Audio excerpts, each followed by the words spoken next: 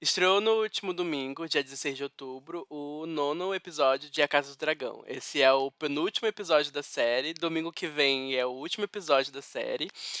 E esse episódio aconteceu bastante coisa interessante e uma cena final surpreendente, podemos dizer assim. Mas antes de começar os comentários, eu queria pedir para vocês curtirem o vídeo, comentarem as suas percepções sobre o episódio e que aqui embaixo na descrição vai estar todos os episódios que a gente já comentou da série, aqui embaixo numa playlist que tem aqui no canal. E vamos ao vídeo.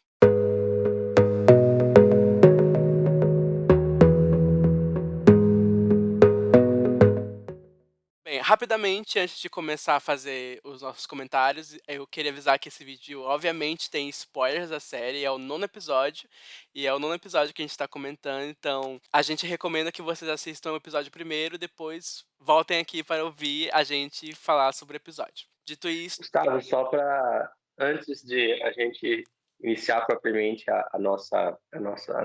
nossos comentários sobre o vídeo, eu achei importante esse episódio para estabelecer uma visão sobre as consequências da Rhaenyra ter se ausentado da corte durante todo esse tempo e não ter feito o jogo aristocrático que é necessário para uma boa relação com as casas. Então ali mostra a maestria política dos Hightower e como eles conseguiram fazer todo o encadeamento de atos que assegurou a eles uma reivindicação estrondosa sobre o Trono de Ferro. Além disso, mostra também uma sociedade extremamente machista, opressora sobre as pessoas, que considera a população e a importância da população para a vida como um todo, né? Mostra ali o absolutismo imperando e a aristocracia desconsiderando completamente a plebe, né? E a plebe é considerada ali um nada para eles, que é usado, descartado. Você utiliza ali como um mecanismo de você obter tanto meios de produção, riqueza, e também como meios de entretenimento. São corpos descartáveis, né? Aquela cena em que temos as crianças ali lutando de maneira assim normalizada, isso torna bastante evidente, né, como uma sociedade doente, podre, e isso traz consequências para a visão como você vê aquela sociedade, aquele momento, né, aquele momento dentro da sociedade de Westeros, coloquemos assim. Então, nós temos ali também o Verme Branco, né, eu acho que é esse o nome dela, que ela assumiu, que ela tinha uma ligação com o Daemon, e daí ela tenta ali fazer um pleito, né, para mudar essa situação social, mas ao mesmo tempo, depois a aristocracia responde com muita força ali diante da espionagem que ela realiza e tudo mais, sendo que não é a mão do rei, mas sim a rainha que faz. Então, assim, nós temos múltiplos atores ali atuando, e o que eu quero destacar com isso, né? Que é o que me traz de impressão geral. É um episódio de muita política, né? Ações políticas e uma tentativa de reivindicar o trono da maneira mais rápida possível, com apoio no maior número de casas possível. E a maneira como eles conduziram o episódio, a maneira como eles construíram os outros episódios, nos deram subsídios para ter uma empolgação com o encadeamento da narrativa, né? Então, assim, durante todo o episódio eu me senti empolgado, me senti assim, minha atenção capturada. A atuação dos atores, como de sempre, está muito boa. A produção é excelente, não vi nenhum erro assim grave. Então eu acho assim, o episódio teve assim criou altas expectativas para o último episódio e aliás para a próxima temporada, né? Porque não vou conseguir trabalhar no último episódio, então nós temos ali uma próxima temporada arrebatadora, digamos assim. Então essas são minhas impressões gerais. bem, minhas impressões gerais do episódio é parecida com a sua. Eu concordei com muitas das coisas que você falou, que é um episódio bastante envolvido em política. Eu acho que, assim, a série ela tem vários episódios com uma política, uma temática política muito forte, mas eu acho que por ser um episódio em que é um golpe, basicamente, eles estão dando um golpe ali na coroa, pra usurpar a coroa, então é um episódio com muita política. E sim, eu também fiquei empolgado. Ele é um episódio, novamente, um pouco calmo. Ele é. Tirando a cena final, claro, ele não tem tantas coisas grandiosas, assim, acontecendo. São muitos diálogos, mas são diálogos muito cativantes, a gente fica prestando atenção na tela. E os atores, como você disse, estão maravilhosos. Eu amo a Olivia Cooke, que fez Bates Motel. Ela tá maravilhosa como a Alicent Hightower nessa série.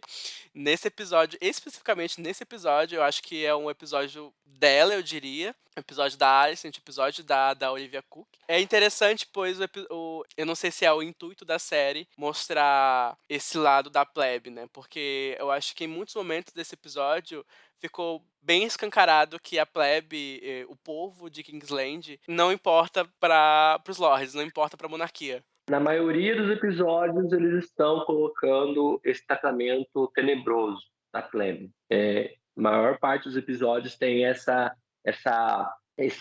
evidenciação, ou coloca-se em evidência, esse desnivelamento exacerbado ali do tratamento e da vivência da aristocracia e da plebe. Eu acho que isso tem consequências, eu acho que a gente não vai ver isso agora, mas eles já estão trabalhando isso nesse momento para o futuro se mostrar uma revolta muito grande da população. É, realmente, verdade. Tem algumas coisas, alguns assuntos sobre esse episódio que durante essa semana a gente tá gravando esse vídeo numa quarta-feira, então 3 dias depois do episódio ter ido ao ar. Então as ideias e as impressões do episódio, eles estão bastante. A gente pensa bastante sobre o episódio, já pensou bastante. Tem alguns assuntos que eu acho que a gente poderia tratar num vídeo posterior, pois eu não quero muito que esse vídeo fique com 2 horas de duração, mas são assuntos que eu acho que a gente pode tratar num geralzão da série, né? Mas nesse episódio, esse episódio 9, eu gostei bastante, achei interessante. Meu episódio favorito ainda é o 8, na minha opinião. Mas é um episódio muito bom e Olivia Cook é maravilhosa. Eu amo muito essa atriz. Mas nesse vídeo, a gente, eu e o José, queríamos destacar acho que 3 pontos importantes do episódio, que o primeiro ponto é o Conselho Verde, que dá o nome ao episódio, o Conselho Verde. O segundo ponto seria o Aegon em si, né, o personagem do Aegon, que ele tá escondido, as pessoas estão procurando ele. E o terceiro ponto, enfim, é o ápice do episódio, que é a coroação do Aegon, né. Então, vamos começar falando sobre o conselho, né. O episódio ele começa com minutos, eu acho, pode ser, mas acho que é horas depois do rei Viserys ter morrido. Então, as pessoas estão recebendo aquela notícia, a Alicent, ela vai a Alicent, ela vai convocar o pequeno conselho. Não entendi muito bem se foi a Alicent ou se foi a mão do rei que convocou o conselho, mas possivelmente eu acho que foi a mão do rei. Então, ela convoca aquele conselho rapidamente, tanto que o Lannister fala que qual é o assunto de hoje que a gente não podia esperar para amanhã, a gente não podia dormir. Então é passado para eles que o rei está morto, né? E que o último desejo dele era que Aegon fosse coroado em vez da Rhaenyra. Acho que o primeiro ponto que eu queria falar aqui é que o conselho já estava planejando, bem antes da morte do Viserys, esse golpe de colocar o Aegon como rei. O que acho que o que você falou no começo do vídeo sobre o patriarcado de Westeros ser bastante escancarado nesse episódio é que eles, assim, não se importam muito com a Rhaenyra, né? Ele é o primeiro filho homem, então, na cabeça daqueles lords, não seria um golpe. Ele é por direito ser rei, né? Mas eu queria perguntar o que você achou da cena, a cena do Pequeno Conselho, o Conselho Verde, como eles chamaram na história de Eu até Westeros. queria destacar uma cena anterior, que é a cena em que ele se detém em mostrar o silêncio e a escuridão ali naquela madrugada, né? E aquele silenciamento ele vem, acho que de uma continuidade do episódio anterior, né? Em que o Viserys acaba dando o último suspiro ali e vem naquele episódio e daí vai depois numa crescente. Então ali também nessa cena eu vi ali o poder das pessoas. Como assim o poder das pessoas? Às vezes a gente pensa que o domínio de alguém, o domínio político de alguém, ele é dado e a gente tem que submeter isso porque ele tem alguma coisa que é superior a nós. Então alguém tem uma posição política superior, ou alguém tem uma posição econômica superior, ou tem instrumentos com outras pessoas muito subordinadas que fazem dele ser uma pessoa superior. Então ali você tem a mão do rei, você tem a rainha, E isso faz deles serem superiores. E esse momento em que você tem ali um menino andando pelas escadas que vai chegar na serva da rainha, e essa comunicação entre eles, isso mostra como as pessoas têm poder, né? Porque essa informação ela foi transmitida para a rainha porque a serva quis transmitir para a rainha. Da mesma forma como se soube mais tarde que essa serva também transmitiu para o Verme Branco essa informação, possivelmente, ou alguém próximo ali, por meio de alguns dinheiros que foi repassado por compra. Então, você tem aí o poder que as pessoas possuem, né? E esse poder é algo que nós também temos no nosso dia a dia. A sociedade ela é formada por pessoas num conjunto de recursos que estão delimitados. Eu acho que quando a gente vê essa cena, que é uma cena curta, e a gente faz conexão com essa possibilidade de poder das pessoas, e isso é destacado depois, mais para frente, né, que os roteiristas daí dão uma tentada de força, uma forçada na democracia, né? O povo dá o poder para vocês, não pensem que não pensem que vocês têm todo o poder, né? Vocês têm o poder que o povo deixa vocês terem. O Verme Branco vai falar pro Otto, mas isso dá um destaque para uma importância da gente ter nas nossas mentes de que realmente relações de dominação, relações de poder entre as pessoas é feito pelas pessoas e quando uma pessoa diz ter poder sobre a outra, porque as pessoas estão concedendo esse poder para os outros. E isso a gente também vislumbra no Conselho, né? No Conselho dos Verdes, em que eles estão buscando ali garantir que as outras pessoas reconheçam o Aegon como rei. Tanto é que eles, na coroação, eles forçam multidões a entrarem ali no grande... Qual que é o nome daquele local? Eu acho que aquele local é o Fosso dos Dragões. Porque eu não entendi muito bem que local era aquele, mas pra mim parecia muito o Fosso dos Dragões. Tanto que, spoiler do episódio, a Meleys, o dragão da Rhaenys, sai por debaixo. Então acho que é o Fosso dos Certo, então ali Dragões. deve ser o Poço dos Dragões. É. Então, eles forçam ali a multidões a entrarem naquele grande local, um espaço muito amplo, e na hora que eles não vão lá naturalmente, e a aristocracia, né, no caso o Hightower, e todos os seus aliados pretendem que aquela população vá lá, justamente para servir como um instrumento de poder político para que eles demonstrem um apelo popular e também espalhem a notícia de que o rei ele é reconhecido. E, ao mesmo tempo, naquele conselho, eles querem garantir que os lords concedam o apoio para o Aegon ser considerado rei. E como que é esse apoio? Porque ali é um regime meio que medieval, né? Não é exatamente o regime medieval, mas assemelha. No regime medieval, quem tem o poder militar em grande parte, não é o rei, porque o rei não tem um exército próprio. E então ele depende do exército ou dos homens dos seus lords. Então, quando você vai guerrear, você vai depender ali dos lords locais, para que esses lords locais forneçam o exército. Por isso que é tão importante o apoio dos lords naquele tipo de sociedade, né? Porque você depende de um e do outro para garantir da violência física e da coerção pela violência, né? Então ali você tem a importância deles quererem garantir o apoio de todos. E eles eliminam um por um daqueles que se mostram contrários à pretensão deles. Já começa ali pela ação do nosso estimado Cole, né? Que ele assassina qual que é o nome daquele Lorde? É o Lord Beesbury. Ele era o que ali no pequeno Ele conselho? Ele era era. Conselho de Finanças, alguma coisa assim ou É não? o. Não sei se é senhor. Acho que é o Lorde das Moedas, vou chamar assim. Ele é das Então, finanças. ele é meio que finanças, economia e tal. Então, ele simplesmente assassina o cara porque ele se mostrou contrário e estava reconhecendo o que estava acontecendo ali, que era uma traição, é uma traição que está acontecendo ali, para a pretensão do Hightower e de todos os seus aliados. E é claro ali, porque, assim, a questão de eles serem um patriarcado e da força do homem facilita o discurso para ele, correto? Porém, esse não é o maior interesse, não é a única coisa que faz eles se moverem. O maior interesse deles é a garantia de poder econômico e político. Porque antes, o Otto sugeriu o reconhecimento da Rhaenyra porque o Daemon fosse afastado, porque o Daemon não é passível de controle.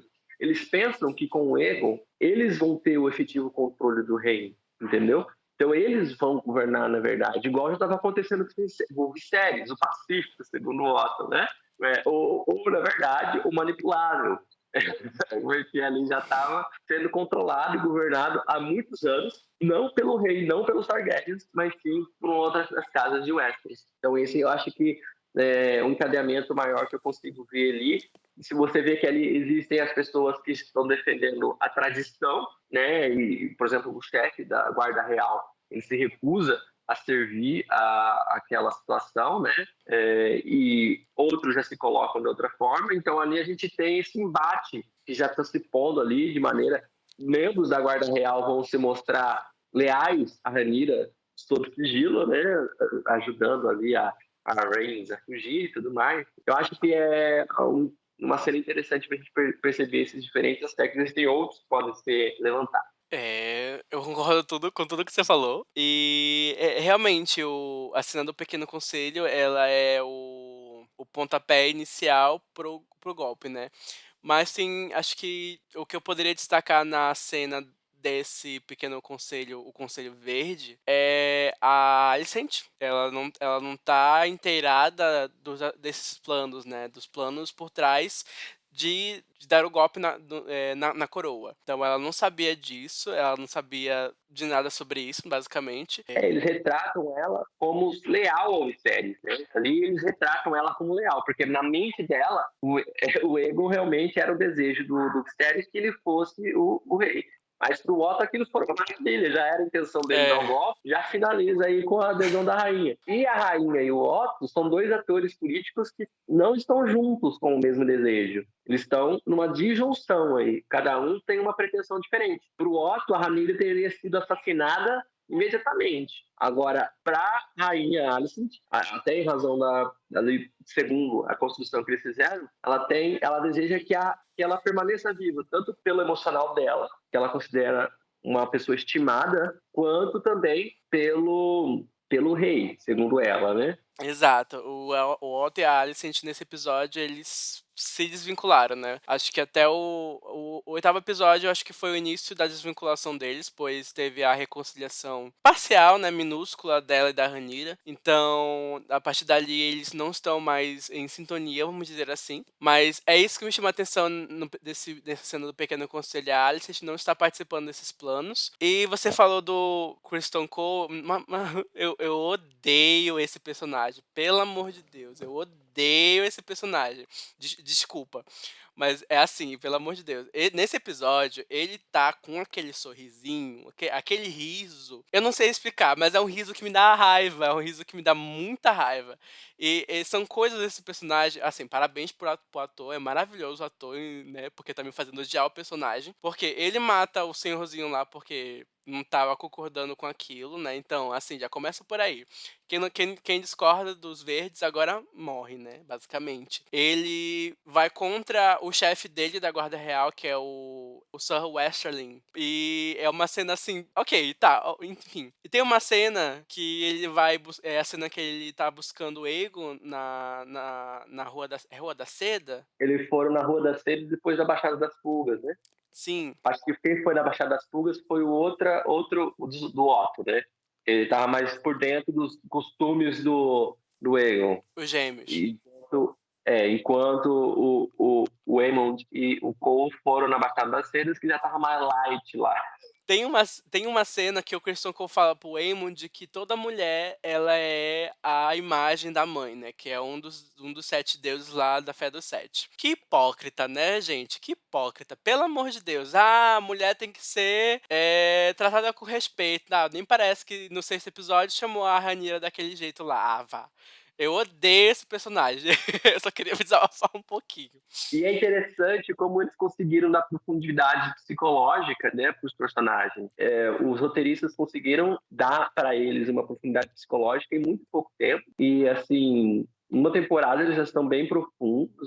Os atores conseguiram entregar isso também, né? Então, isso facilita para a gente essa verossimilhança, né? E esse apego já na série no final da temporada. Eu não pensei no início da temporada que isso fosse possível, né? Porque pela nossa experiência em Game of Thrones, essa vinculação foi, assim, ao longo do tempo, e também porque eles trabalharam com vários outros personagens também, né, no Game of Thrones. E quando os personagens começavam a aparecer, a gente sentia muito. E acho que isso não vai acontecer tanto aqui, porque não houve esse trabalho ao longo do tempo, né, na série. Mas eu achei interessante como eles conseguiram, os atores estão conseguindo entregar essa profundidade psicológica, e os roteiristas também conseguiram imprimir para eles com olhares, com falas, assim, com contextos, com silêncio, estão conseguindo entregar. Então, existe muita linguagem verbal e não verbal que está sendo trabalhada ali e entrega pra gente algo bem legal.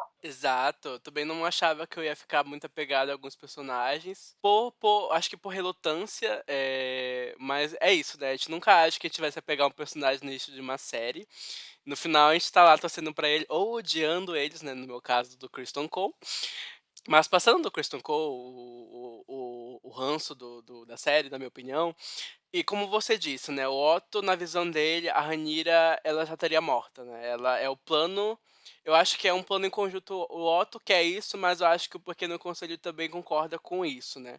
Tanto que eles tentam ao máximo convencer a Alicent. "Ah, eu gostei da Alicent brigando com aquele homem, dizendo pra ele calar a boca, senão ele ia pra muralha". É isso mesmo, rainha tem que fazer isso. Mas ela disse que não faz sentido a gente atender o último desejo do Viserys, coroando o Aegon e matando a filha dele. Não faz sentido pra Alicent naquele momento. Então são visões diferentes do mesmo objetivo, né, o Otto tá pra cá e a Alicent tá vendo aquela situação de outra forma, né. Então o que acontece, o Pequeno Conselho, eles decidem coroar o Aegon, né, já que o Viserys supostamente desejou que o Aegon fosse rei, mataram Beesbury, infelizmente mataram o Beesbury, e o Sir Westerling ele deserda, né, o Otto manda ele pra Pedra do Dragão pra matar todo mundo, eu acredito eu que ele disse que pra ele fazer um trabalho rápido e limpo, mas o Sir Westerling, ele, ao mesmo tempo que ele não acha aquilo certo, ele não tem rei, né, a guarda real, ele serve um rei. Otto não é rei, ele é mão do rei. Aliás, nem mão de nada ele é, que nem tem rei. Então o Westerling, ele arranca a manta branca dele e diz que, por enquanto, ele não vai fazer nada porque não tem rei, né, então não faz sentido ele estar ali. Gosto muito dessa cena porque foca no Westerling e foca na cara do Kristen Cole. O Kristen Cole tá ali com aquele, né, com aquele sorrisinho de canto que eu odeio, mas é isso que é decidido no conselho. Então todo mundo agora o foco do episódio é: cadê Egon, né, onde está Egon?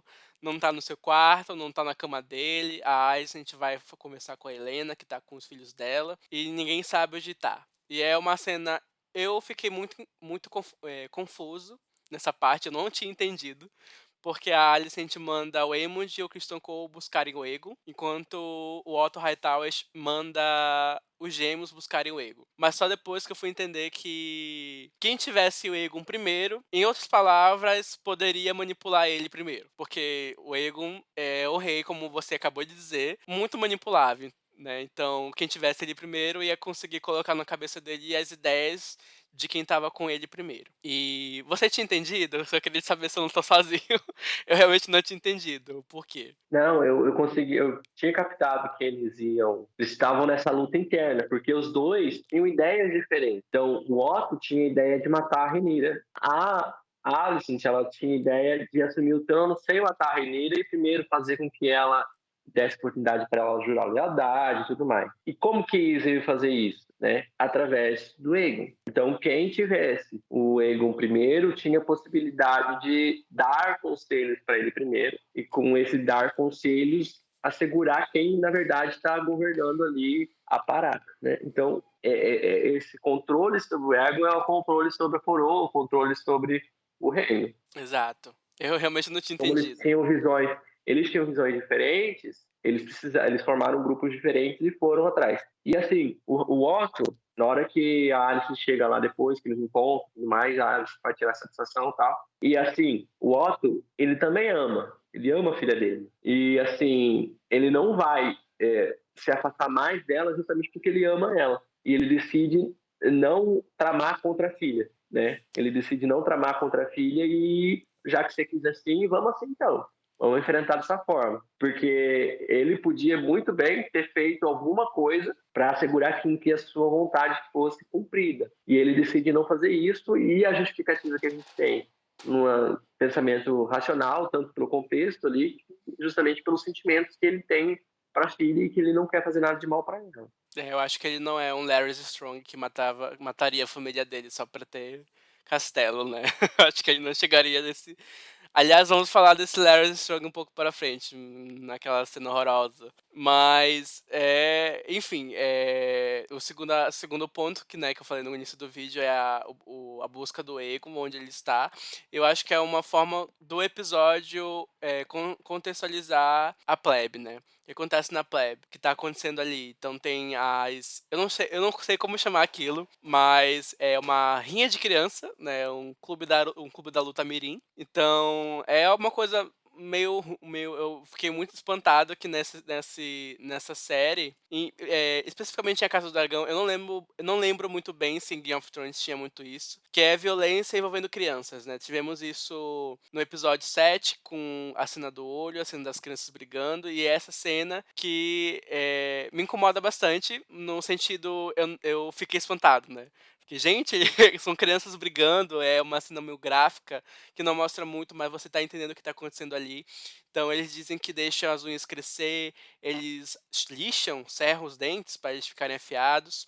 Então esse é o contexto que tá, e é o contexto em que tá os gêmeos, né. O gêmeos ele é o Arik e o Eric. Então a mãe desses 2 não teve muita criatividade na criação desses nomes, né, o que atrapalha muito saber quem é quem, né. Mas então, ele é juramentado do príncipe, eu não vou saber quem é, realmente eu vou me confundir, e o outro não é, ele tá ali pra ajudar mesmo o irmão dele. Então os 2 ficam divididos, assim, é interessante que você falou que o Otto e a Alicent estão separados na visão que eles têm, mas o episódio inteiro ele mostra a divisão do reino, né, ele mostra a divisão do reino de várias formas.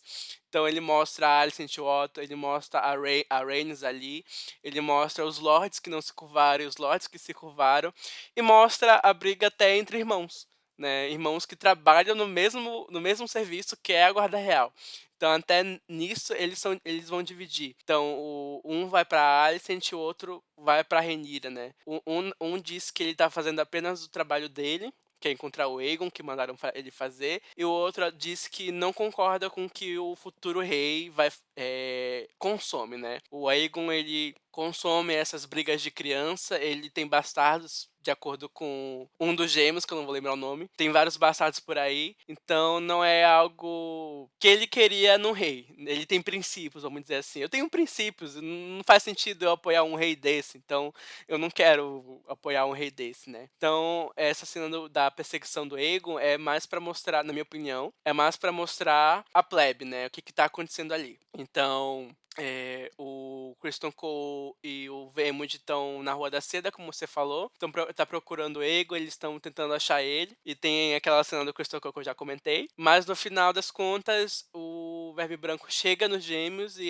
eles vão dar a notícia ao Otto, e o Otto vai se encontrar com o Verme Branco, né. O Verme Branco, então, é a Missária, que o Otto no começo não acredita que seja ela, então ela diz que ela sabe que o rei tá morto, então já é um segredo que tá sendo guardado a 7 chaves lá dentro do castelo, então ela não devia saber. E é aquilo que você comentou, né, é a série tentando dar o indício da democracia, que foi o que você falou, da indício da democracia, de que quem tem o poder, na verdade, é o povo, né. O que é interessante, pois eu não a minha visão dessa cena é que o Otton pescou aquilo de uma outra forma. A Missara quis dar a entender que nenhum desses lords tem poder, o rei ali não tem poder, quem tem poder é o povo. França tá aí, né, pra lembrar a gente de que o povo tem poder. Não, justamente isso, é isso mesmo, mostrar para ele que ele pode cair num estalar de dedos. Mas, assim, essa noção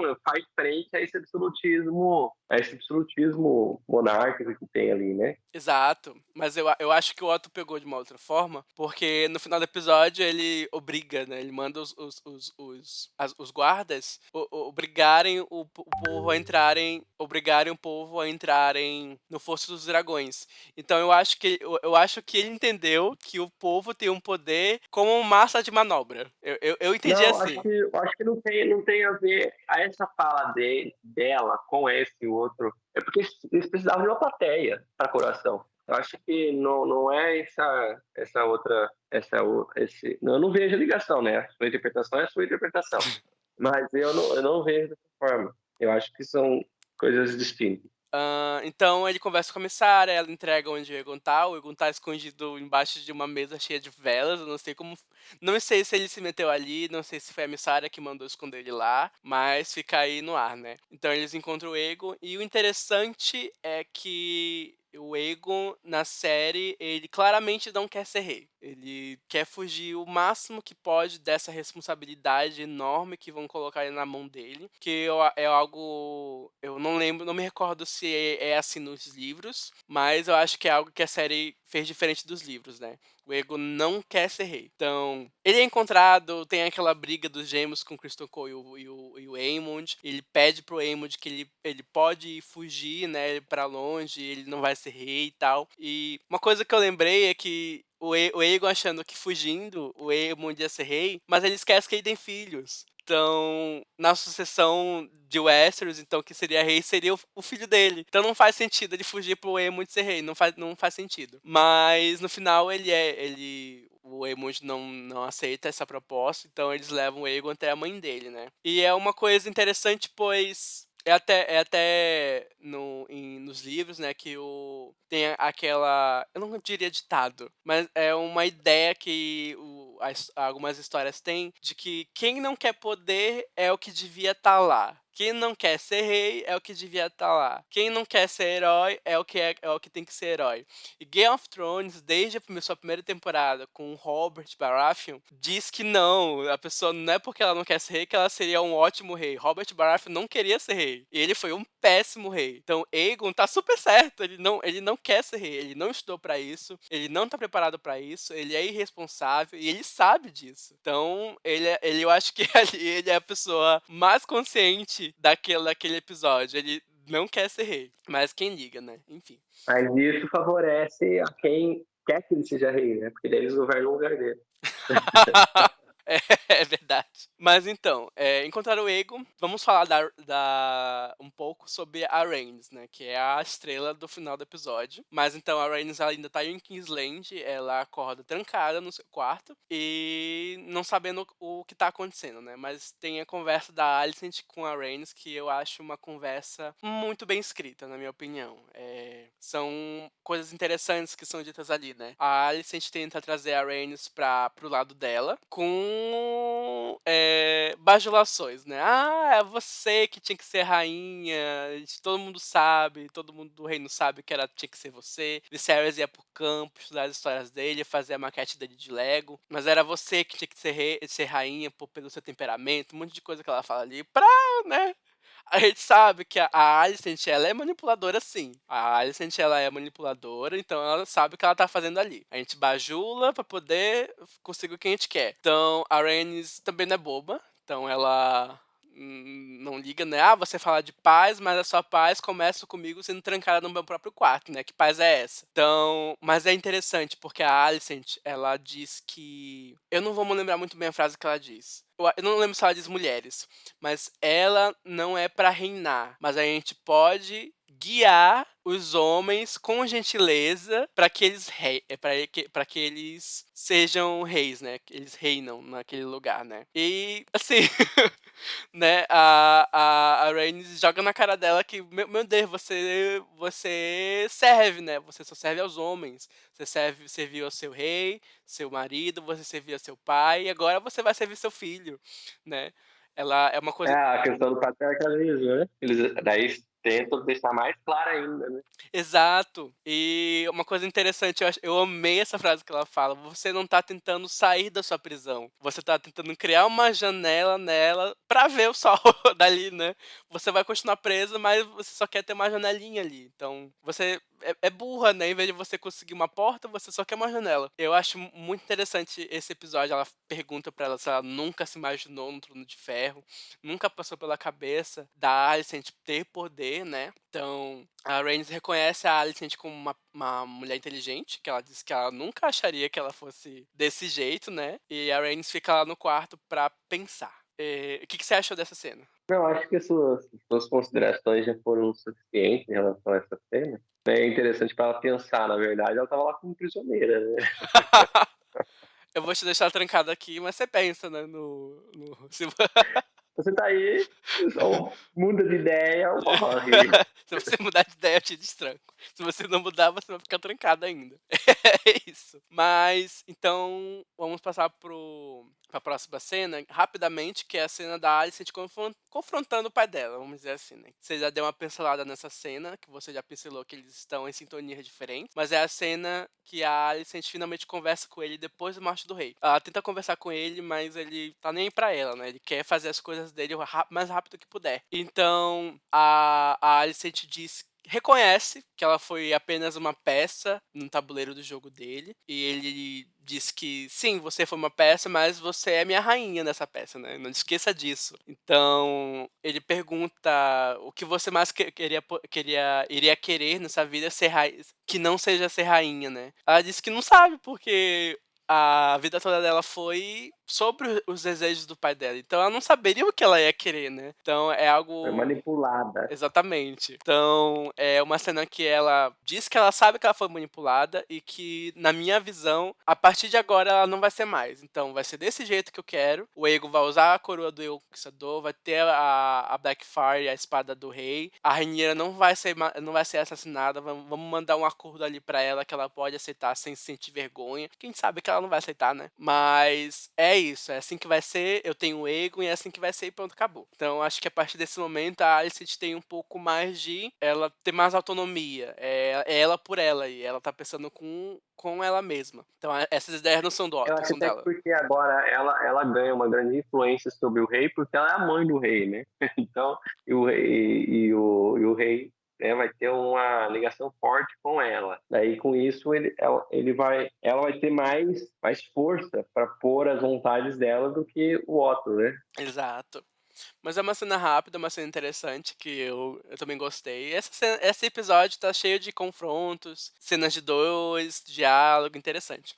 Mas vamos falar rapidamente daquela cena do Larrys, assim, só pra dizer que a gente não passou despercebido. Eu não queria falar, não. Mas, assim, como vocês viram, né, a Alicent, ela vende o pack do pé dela em troca de informações. Mas não tenho muito o que falar daquela cena, eu não consigo tirar muito daquela cena. Eu acho que é uma cena humilhante pra Alicent. Ela tava sabendo o que estava acontecendo ali, né. Ela sabia, né. Não, ela sabia, assim. Ela sabia o que estava acontecendo ali, né. Ela é a moralidade dela, né.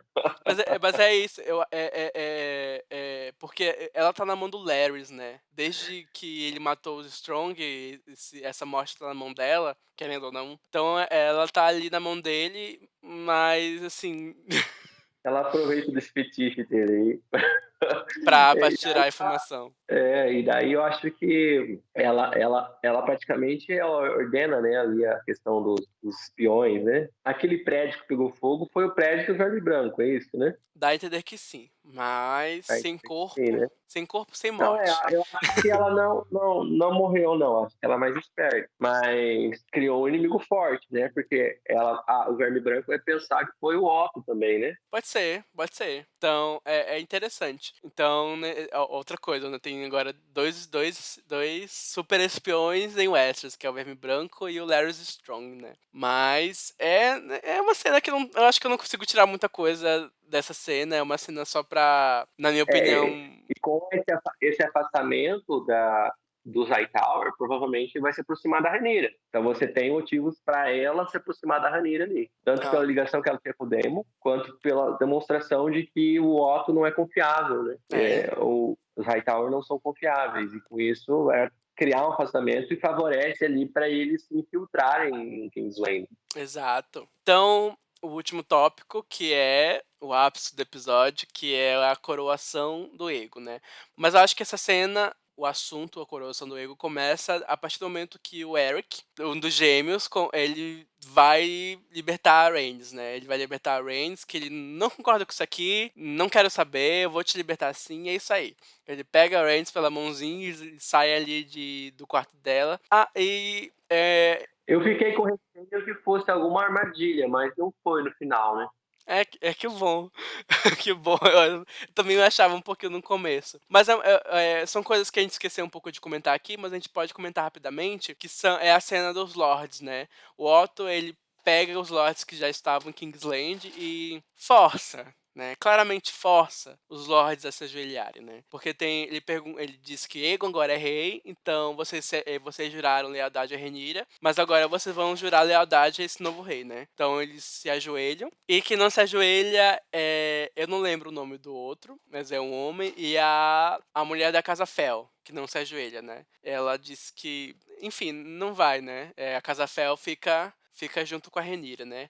Ainda mais porque ela acho que ela sendo como lorde da casa dela, eu iria votar numa mulher, né, como uma rainha. Tem o Lord Caswell, que é o carequinha, que ele aparece no sexto episódio, quando a Rhaenyra estava subindo aquelas escadas pós-parto, dizendo que se ela precisasse de alguma coisa, ele ia lá ajudar. Quando no oitavo episódio, quando ela volta, ele diz que: "Ah, finalmente você tá aqui, princesa". Então, claramente, ele era dos negros, né, ele era do time dos negros. E ele tentou, oh meu Deus, ele tentou correr pra avisar a princesa, mas não deu certo, né. Então, Lord Caswell morreu e aparece o corpo dele enforcado enquanto a Rhaenys tá fugindo. Eu fiquei muito triste.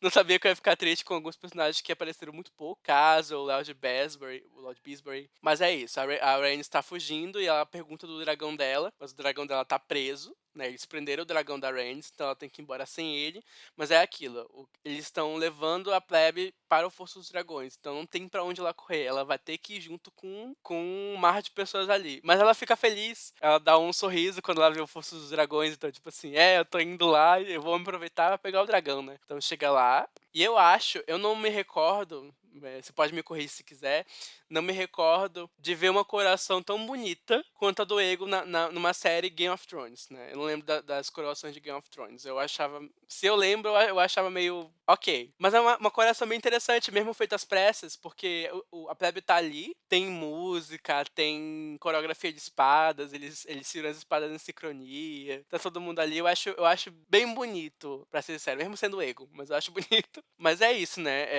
eu acho que é todo o conjunto do episódio. A Rhaenys indo lá, todos os personagens estão ali, e a plebe que foi mostrada nesse episódio indo pra lá, né, forçadamente indo pra lá ver o Aegon sendo coroado. E o Aegon, ele não acreditava na mãe dele até então, porque, olha, o Aegon novamente sendo mais um personagem sensato nesse episódio. Como é que meu pai, durante 20 anos, tá dizendo que a minha irmã é herdeira do trono, e antes de morrer, ele disse que agora sou eu? Não faz sentido, ele poderia muito bem, em todos esses 20 anos, ter me nomeado herdeiro, mas ele não fez, né. Então, mãe, se você é uma mentirosa, você tá brincando comigo.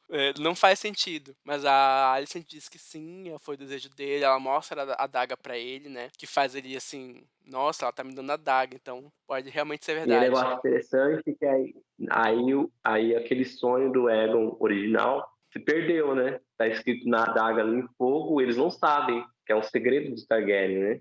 Exato, então, Só a Rhaenyra sabe quero saber como é que vai ser.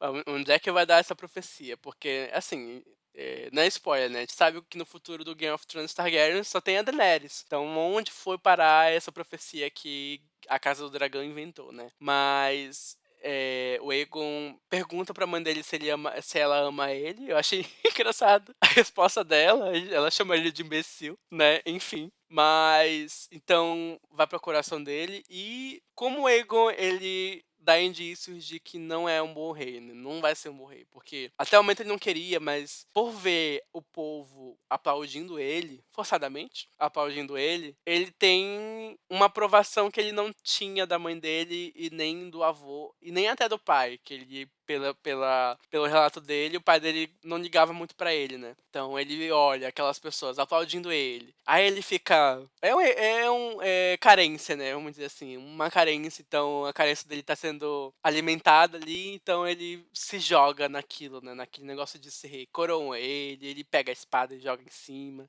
aí as pessoas gritam junto com ele, né. Mas aí então vem a cena maravilhosa da Rhaenys matando pobres, né, não tá nem aí pra quem ela pisa, tá ali mesmo e tal. E um Dracarys que nunca foi, né. Ela olha ali pra eles, assim: "Será que eu dou um". Não, ela mata uns milhares de pessoas ali, mas não mata ali quem prendeu ela.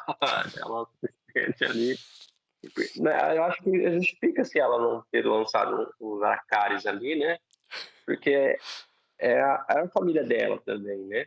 Ali tinha um monte de Targaryen, e ela é uma Targaryen. Ah, eu estaria Então, nem aí.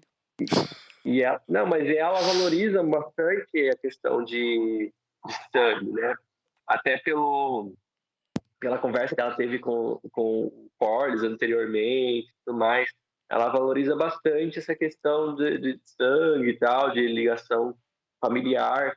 E acho que isso é um dos grandes motivos pelos quais ela não matou todo mundo que estava ali no púlpito, porque ali estava 3 filhos do Viserys, né?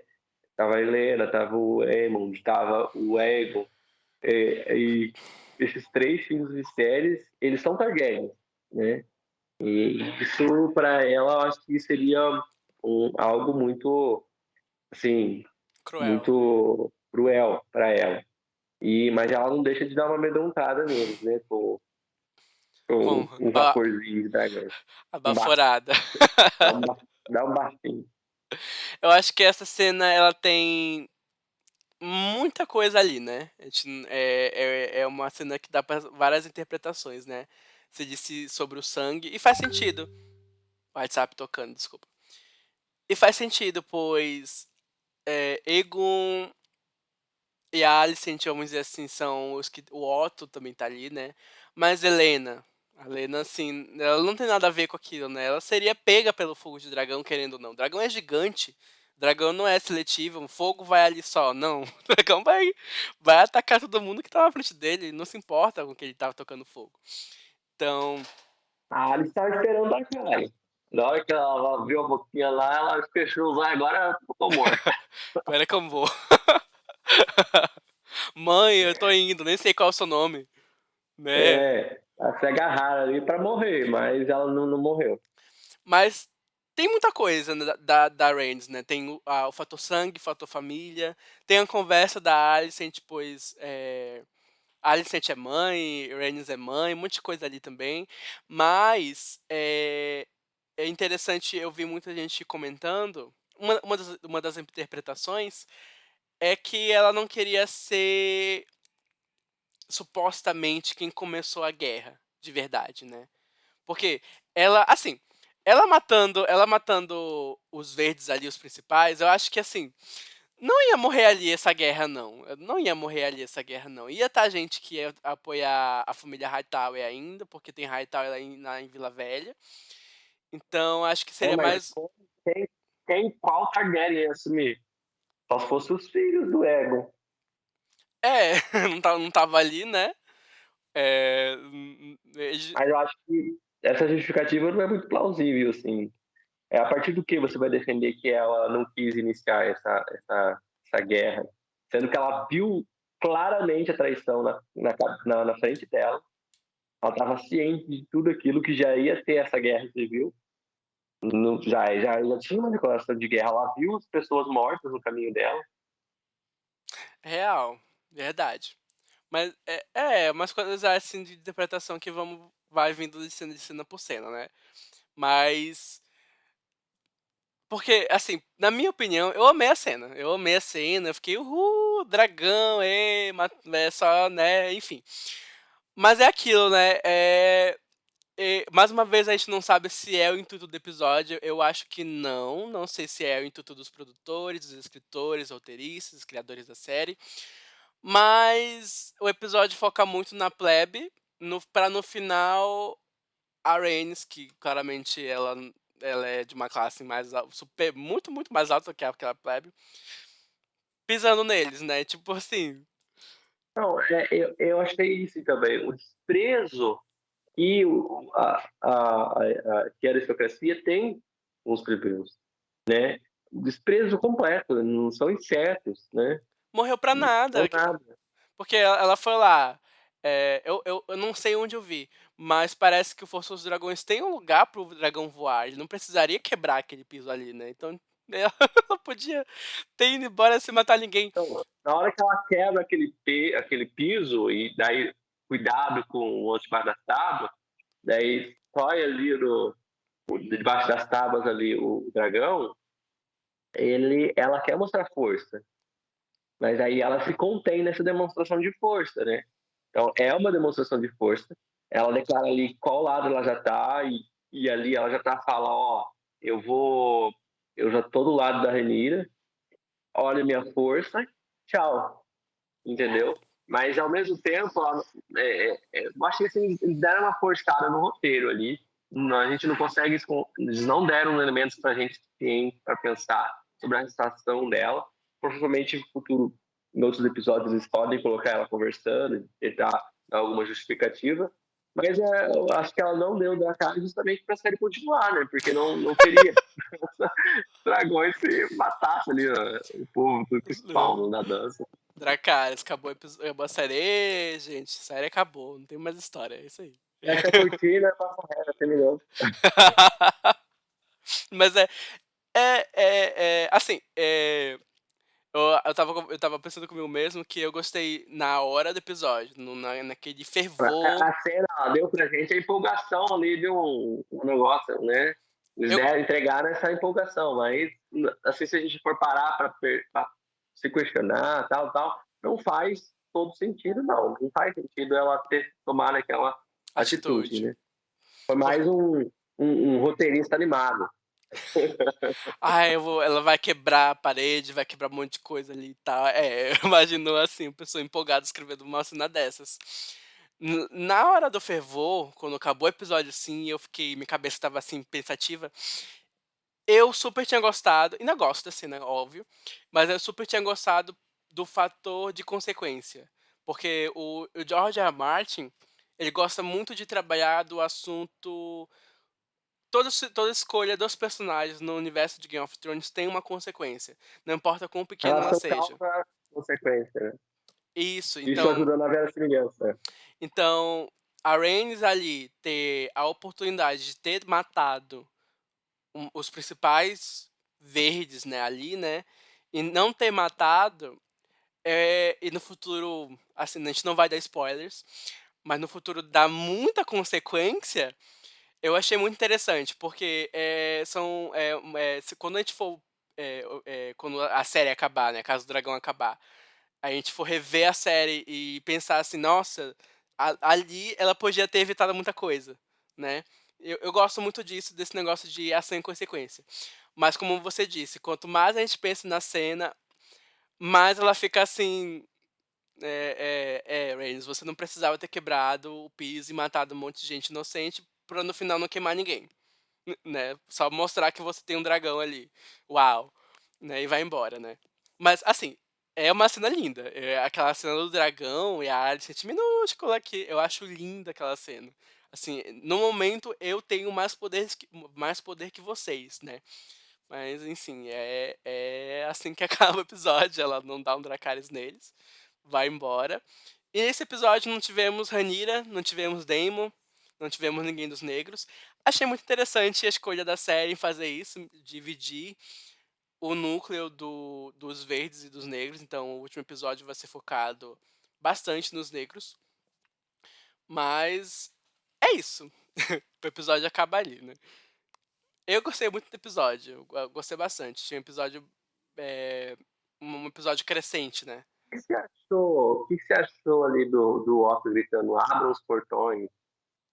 Eu e, os, e a guarda da cidade fechando. eu não entendi. Eu realmente não entendi mesmo, porque pra mim era porque eu não entendi, porque, assim, é muita bondade minha pensar que o Otto estava pensando nas pessoas. Abre os portões pra eles fugirem. Eu acho que ele não estava pensando nisso. Mas eu acho que eu realmente não sei dizer o que ele estava pensando ali. O que você achou? Eu não entendi exatamente ali. Primeiro, assim, se tinha um dragão, ninguém ia escutar, né? O dragão faz tanto barulho, ele tava gritando à toa, porque ninguém ia escutar do outro lado. Real. E o pessoal fecha os guardas estavam fechando pro dragão não ir embora, né, obviamente, né. E agora o Otto eu não entendi realmente por quê, Às vezes, porque para facilitar o dragão para sair, pode ser, tipo, deixar abrir os portões porque pra daí, com os portões abertos, ele sai mais rápido e dá menos prejuízo para ele, né? Menos perigo para ele morrer. mas ficaram, né. E o Otto, nossa, a cara do Otto vendo o Aegon sendo aplaudido, achei interessante, né, Sim. mesmo o Aegon sendo dos Targaryen, ele tem sangue Hightower, então é alguém da família Hightower que tá ali sendo aplaudido. Eu achei interessante a feição dele. Aí o Cole coroando ele, eu odeio esse garoto. Mas mas você quer falar? A coroa foi do Aegon, né? Conquistador, a espada era do Aegon, conquistador ali, então deram bastante símbolos importantes para ele, né? Exato. É o nome é o segundo Aegon, né, com o nome do conquistador, então é interessante que eles queiram passar tudo o que era do Aegon o primeiro Aegon pra ele. Mas Então isso também garante assim uma simbologia e ajuda a firmar a posição e a imagem do Aegon, né? E esses símbolos garantem poder, né? Garantem poder e fazem com que a pretensão dele seja assegurada. Todo aquele cerimonial que você destacou, né? Essa importância cerimonial tem essa ideia, né? De fazer uma de garantia de poder, de garantia de uma tradição que assegura legitimidade. Então, eles estão querendo dar todos esses símbolos para assegurar a legitimidade. E a Rhaenys vai lá e dá uma baforada nele. acaba com toda a cerimônia, né. Am amigo, acho que é só. Acho que a gente acabou. Eu acho que é isso. A gente já deu nossas considerações gerais sobre o episódio. Então, vamos aguardar aí o último episódio, né? Que virá. Quando a gente fizer o vídeo do último episódio, já vai ter sido lançado. Mas acho que essa dentro das nossas possibilidades que a gente vai fazendo. Eu acho que é interessante para a gente refletir, colocar nossas ideias e nossas expectativas para a próxima temporada. Exato. Eu posso encerrar? Pode encerrar. Tá. Então, muito obrigado a todos que assistiram ao vídeo até aqui. Eu peço que vocês curtam o vídeo, deixem seus comentários. Se vocês concordam com a gente, se vocês discordam da gente, de uma forma saudável, pelo amor de Deus. E qual foi a cena que vocês gostaram? Se vocês gostaram da cena da Rain matando o pobre, eu vou chamar assim essa cena agora. Até o próximo episódio, que vai ser o último da série. Tchau.